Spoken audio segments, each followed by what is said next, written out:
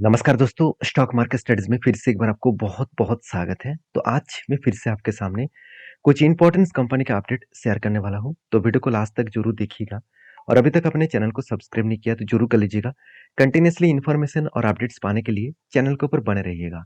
तो चलो देख लेते हैं कौन-सा कंपनी है इस वीडियो के अंदर। फर्स्ट जो कंपनी है इसके बारे में चर्चा करूँ, उसका नाम है आईटीसी लिमिटेड। देखिए आईटीसी लिमिटेड जो है वो आप सभी जानते हैं, ये एक देखा जाए तो एफएमसीजी का एक लीडर कंपनी है। देखिए इस कंपनी का सिर्फ एफएमसीजी का बिजनेस नहीं है, साथ ही साथ कंपनी का सिगरेट का बिजनेस, सबसे मेनली जो बिजनेस है वो सिगरेट के ऊपर है, तंबाकू प्रोडक्ट के ऊपर है। और उसके साथ साथ कंपनी का एफएमसीजी बिजनेस है, होटल्स का बिजनेस है, paper board packaging, paper and packaging, उसके साथ साथ एग्रो बिजनेस के ऊपर भी काम करते हैं। तो कंपनी अलग अलग बिजनेस के ऊपर काम कर रहा है। तो आईटीसी बहुत पुराना कंपनी भी है।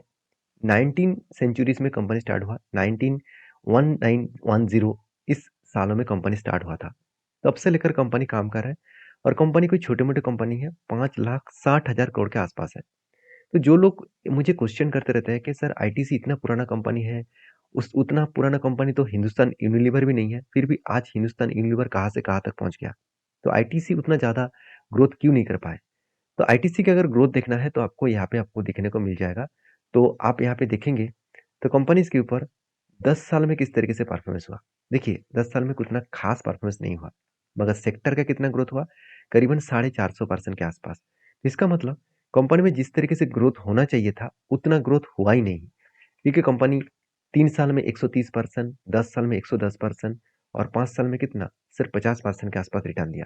उसी जगह पे अगर मैं 5 साल में सेक्टर वाइज दिखा दूं तो सेक्टर में 200% के आसपास रिटर्न दिया। तो ऐसा क्यों हुआ।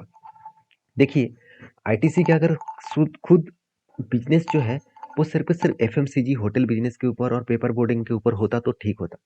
कंपनी का मेनली जो बिजनेस है, सबसे ज्यादा रेवेन्यू जनरेट हो रहा है वो है सिगरेट के ऊपर। अब सभी जानते हैं सिगरेट मतलब तंबाकू प्रोडक्ट के ऊपर गवर्नमेंट बहुत ज्यादा रेस्ट्रिक्शन और बहुत ज्यादा टैक्सेस जारी करते हैं। उस टैक्स ज्यादा देने के कारण कंपनी के जो प्रॉफिट मार्जिन है उसके ऊपर बड़ा इम्पैक्ट पड़ते हैं।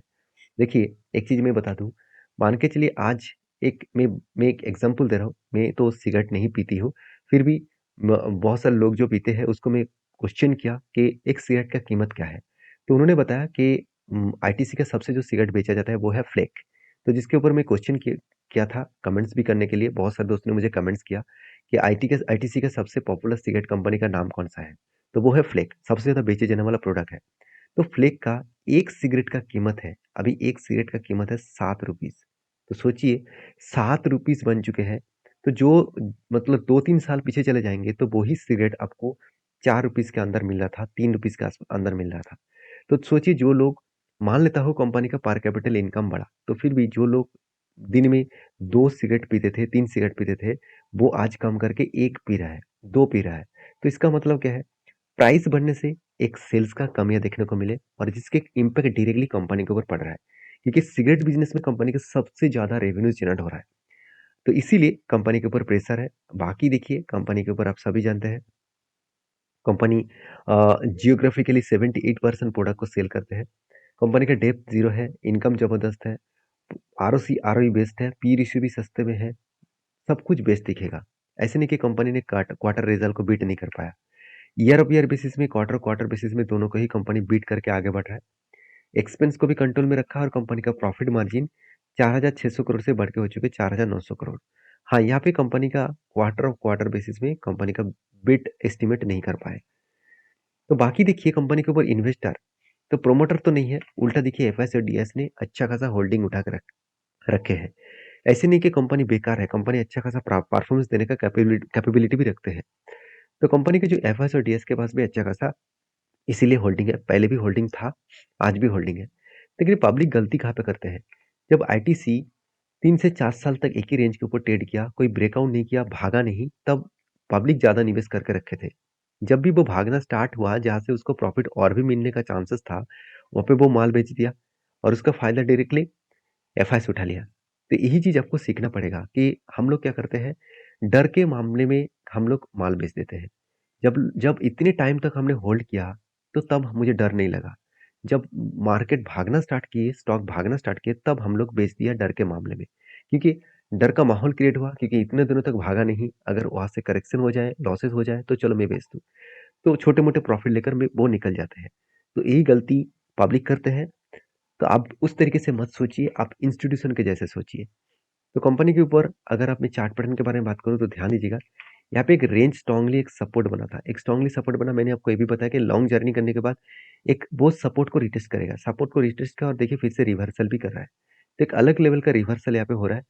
तो मैं इंतज़ार कर रहा हूँ, यहाँ पे कुछ पैटर्न्स बनने का। देखिए यहाँ पे क्या पैटर्न बना, एक बार शोल्डर, 2 बार शोल्डर बना और यहाँ पे एक बिग हेड बना। तो हेड बनने जा रहा है, उसके बाद छोटा-सा अगर शोल्डर क्रिएट करे, तो एक एंट्री लेवल छोटा-सा मुझे एंट्री लेवल मिल जाएगा क्योंकि हायर लेवल के अंदर ही टारगेट मिलेगा। तो यहाँ पे मैं ज़रूर एंट्री लूँगा और आपके साथ भी शेयर करूँगा। अगर आप मेरे साथ इस तरीके से पैटर्न्स को सीखना चाहते हैं, मेरे साथ जुड़ना चाहते हैं तो चैनल को फटाफट सब्सक्राइब करिए और दोस्तों के साथ भी शेयर करिए इस वीडियो को। और हाँ, आप कौन-सा कंपनी की और वीडियो देखना चाहते हैं, वो भी मुझे कमेंट्स करके बता सकते हैं।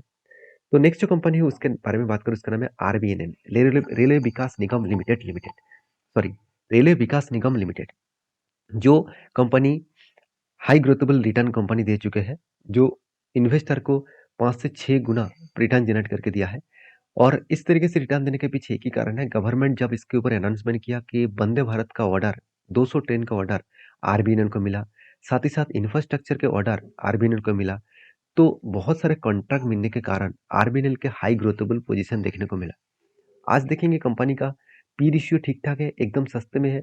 उसके हिसाब से आरओसी, आरओई बेस्ड है, इनकम भी ज़बरदस्त है, डेप्थ थोड़ा-सा ज़्यादा लिया। अभी क्यों लिया मैं आपको दिखाऊँगा। उससे पहले प्रोमोटर के पास होल्डिंग देखिए, बहुत शानदार है। तो जो डेप्थ के बारे में बातचीत किया जा रहा था, कंपनी इस बार डेप्थ लिया कि करीबन 5,500 से 6,000 करोड़ के आसपास। तो इतना डेप्थ क्यों लिया गया, उसके पीछे एक रीज़न भी है। वो रीज़न मैं आपको बता दूँ, कंपनीज़ के ऊपर जो एज़ ए इन्वेस्टर है, सॉरी, एज़ ए जो कंपनी ने ट्रेड्स पेबल है, तो कंपनी को कितना पैसा देना बाकी है? 146 करोड़ के आसपास।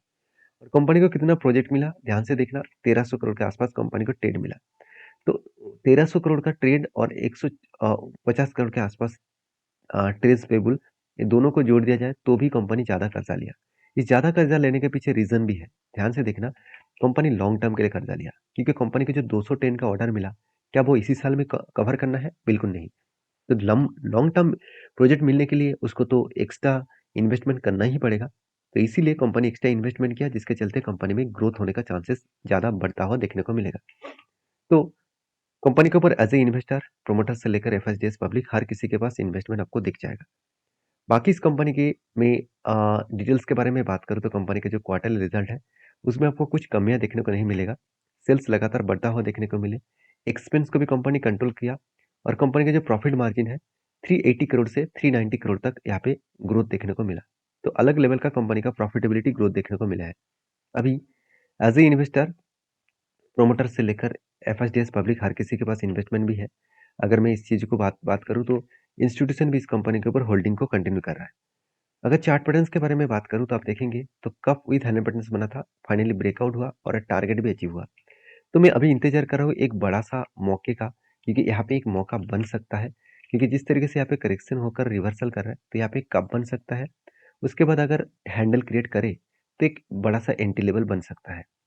तो इसके लिए मैं इंतज़ार कर रहा हूँ, जब ब्रेकआउट होगा, जब एंट्री लेवल बनेगा, तो मैं आपके साथ ज़रूर शेयर करूँगा। हाँ, मेरे सारे चीज़ जो मैं आपके साथ शेयर करता हूँ, वो एजुकेशन पर्पज़ में है, तो प्लीज़ किसी तरीके से रिकमेंडेशन मत समझना। जो लोग टिप्स के लिए आए हैं, रिकमेंडेशन के हिसाब से काम करने के लिए आए हैं, तो उसके लिए मैं रिक्वेस्ट करूँगा, आप खुद की ओपिनियन लगाइए, खुद की एक बार रिसर्च करिए, उसके बाद काम करिए। ब्लाइंडली किसी की बात सुनकर काम मत करना, मेरे बात सुनकर भी नहीं, क्योंकि मैं जितने सारे वीडियोज़ आपके साथ शेयर कर रहा हूँ, मेरे खुद के ओपिनियन है, मेरे खुद की इतने सालों के एक्सपीरियंस के हिसाब से मैं शेयर कर रहा हूँ। मेरे एक्सपीरियंस हमेशा परफेक्ट होगा इसका कोई गारंटी नहीं है, क्योंकि बड़े-बड़े इन्वेस्टर, बड़े-बड़े दिग्गज ब्रोकिंग फर्म भी लॉसेस करते हैं। तो आपको भी हमेशा उस तरीके से पॉइंट ऑफ व्यू से सोचना होगा। और हाँ, एक चीज़ मैं बार-बार बोलता हूँ, किसी भी कंपनी के ऊपर आपके टोटल पोर्टफोलियो का 5% से ज़्यादा निवेश मत करना। तो इसका मतलब मान के चलिए आप ₹50,000 लेकर कंपनी को मतलब स्टॉक मार्केट में निवेश करने के लिए आए हैं, तो एक कंपनी के ऊपर आप ₹2,500 से ज़्यादा निवेश मत करिएगा। 5% से ज़्यादा निवेश मत करिएगा, मैं बार-बार आपको बोल रहा हूँ। तो इसमें होगा क्या, आपका लॉसेस होने का जो एक्यूरेसी है, वो बहुत कम हो जाएगा, प्रॉफ़िट होने का चांसेस बहुत बढ़ जाएगा। बाकी नेक्स्ट जो कंपनी है उसका नाम है मेट्रो बैंड। देखिए मेट्रो बैंड एक टाइम टॉप 5 कंपनी था, आज कंपनी नंबर 1 पहुँच चुके हैं। क्यों? क्योंकि कंपनी पुराना कंपनी है, 1955 में कंपनी स्टार्ट हुआ था और मेट्रो बैंक का जो टोटल कैपेसिटी है, आप देखेंगे तो 75 ईयर्स पुराना है, 795 स्टोर्स है, 189 सिटीज़ में कंपनी बिज़नेस कर रहा है और 10 मिलियन से भी ज़्यादा इसका कस्टमर भी है। तो कंपनी एक प्रोडक्ट जो बनाता है, कंपनी जो जूते बनाते हैं, वो जूता ऑब्वियसली लग्ज़रीज़ है और इसका ब्रांड के बारे में बात करूँ तो ब्रांड के ऊपर क्लिक करना तो कंपनी का जो ब्रांड है, मेट्रो ब्रांड का जो अलग-अलग ब्रांड है वो आपको दिख जाएगा।